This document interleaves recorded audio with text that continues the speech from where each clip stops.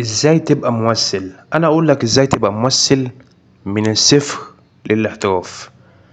اول حاجة، التمثيل ده اصعب شغلانة في الدنيا، مفيش شغلانة زيها. ممكن تقعد تصوير 24 ساعة او 18 ساعة حسب ما المخرج يقول لك كلمة فركش. وكمان شغلانة التمثيل دي محتاجة واسطة، وساعات محتاجة يعني حاجات اكتر من واسطة انت ما تتخيلهاش. بس انا اقول لك تبدا ازاي يا معلم. اول حاجه بيبقى فيه ورش، والورش دي مع ناس معروفه زي استاذ خالد صفوت، واستاذ احمد تمام، واستاذه مروه جبريل، واستاذ خالد جلال، وورشه نقابه المهن. الخمسه دول يا معلم او السته دول تاخد ورشه منهم. انت ما تاخد ورشه منهم دولت هيرشحوك لادوار واعمال مهمه. يعني ايه يرشحوك وادوار واعمال مهمه؟ هما بيدربوك عندهم في الورشه عشان انت تبقى ايه مؤهل، عشان انت اللي بيطلب منهم ناس يكونوا واثقين فيهم. يعني ايه ممثل جايبينه بس ما يكسفهمش قدام المخرج، بقى المخرج لسه هيعيد والكلام ده وعايز حد جاهز يمثل على طول. انت بتاخد ورشه عند الناس دي عشان تعرف ايه تمثل والكلام ده، وتكون ايه واثقين فيك. يعني واثقين فيك جامد جدا، اللي هم ايه بيخلوك تمضي والكلام ده وتكون متسكن في الدور. وانت بقى يا معلم لما تخش في المرحلة اللي انت تتسكن في حاجة، لازم تأدي المشهد على أكمل وجه. لازم تبقى حافظ في بيتك عشان ما ايه محدش يعدل عليك، ولا مساعد مخرج يقولك انت لسه هتحفظ، ولا مخرج يقولك ايه اللي انت بتعمله ده. اقرا كتب كده كتير بجانب التعليم، اقرا كتب عن التمثيل، عن يعني علماء كتير، عن ناس مهمة في التمثيل، تقرا ليهم وتحفظ المشهد بتاعك مشهد صم مع الكلام اللي انت مع كلام الممثل اللي قدامك كمان لازم تحفظه عشان تعرف تركب على الكلام والاوفرلاب بقى والكلام ده يا معلم. لازم تروح مذاكر، لازم تبقى ايه يعني ايه تعامل الناس كويس. اول ما تنزل في اللوكيشن تعامل الناس كويس، بلاش تكبر. لازم تكون متواضع عشان الناس تحبك، والناس تعرف يعني انت لما يلاقوك مبتسم كده وشاطر في شغلك هيحبوك وهيشغلوك كتير.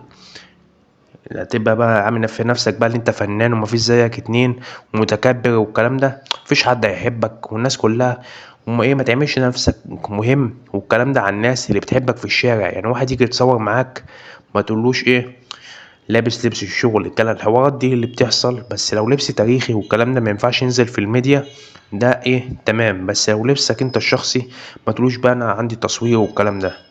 فاهمين؟ ولما تاخد الأضواء وتثبت نفسك ربنا هيكرمك وهتبقى ممثل محترف ساعتها.